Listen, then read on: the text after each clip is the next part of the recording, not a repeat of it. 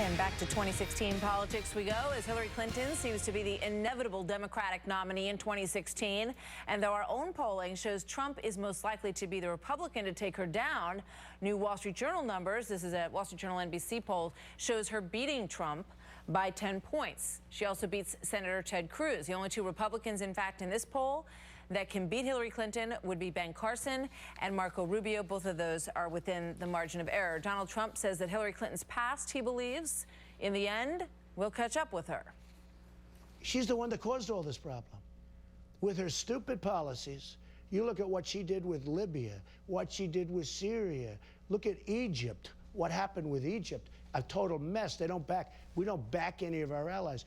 You look, she was truly, if not one of the worst Secretary of States in the history of the country.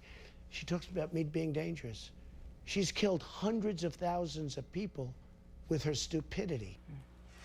So Chris Wallace asked him exactly what he meant by that when that question was rolled out and his answer was given about the hundreds of thousands of people. We're going to talk about that in greater detail later. But David Goodfriend is here, the former Deputy Staff Secretary to President Bill Clinton.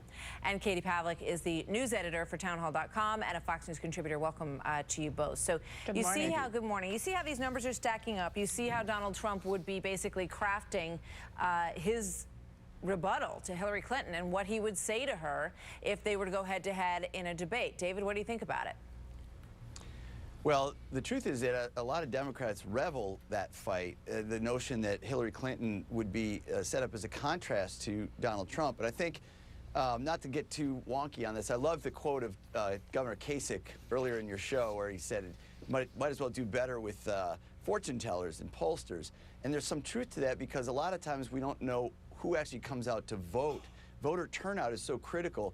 Hillary Clinton's mission in this election, general election, if she's the nominee, is to reassemble the Obama coalition. And there's polling that shows she's doing that. But really, the real question every Democrat wonders is, will there be the same level of turnout in the general that we had for President Obama, which was massive turnout?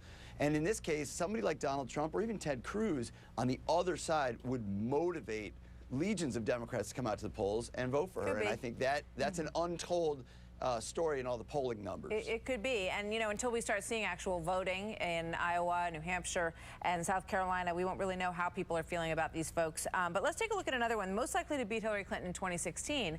This is a Fox News poll. 32% believe that they think Donald Trump could ultimately beat Hillary Clinton. Katie, what do you think?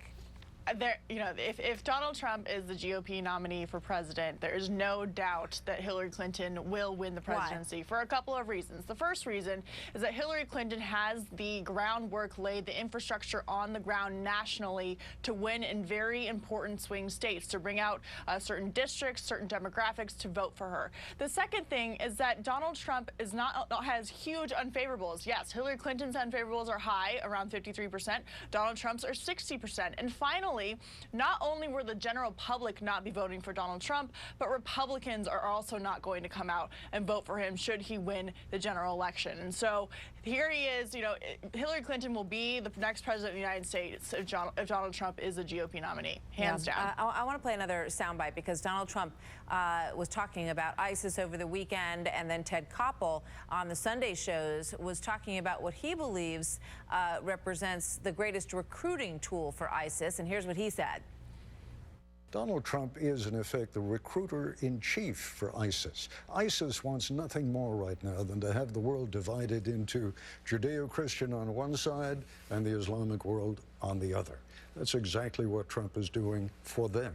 I think it's time we started thinking about what ISIS wants and then not doing it. You know, that line of thinking basically says if you go after them, you stir the hornet's nest. You whip them up into a frenzy, and it's probably best to just leave the hornet's nest alone. David? No, I disagree. I think what Mr. Koppel is saying is that extremists on one side love the extremists on the other side because they can say, look, you see, they're bad. And what we need to do is undermine ISIS, take away their recruiting power, show that actually we in the United States, in a pluralistic society that accepts all religions. Just look at the writings of Thomas Jefferson. I mean, the founders of our nation believed in a plurality of religious beliefs under one God, under one nation. That's the kind of thing that undermines ISIS. You put out this clown saying, oh, it's all the Muslims' fault, and ISIS is saying, see, we're right.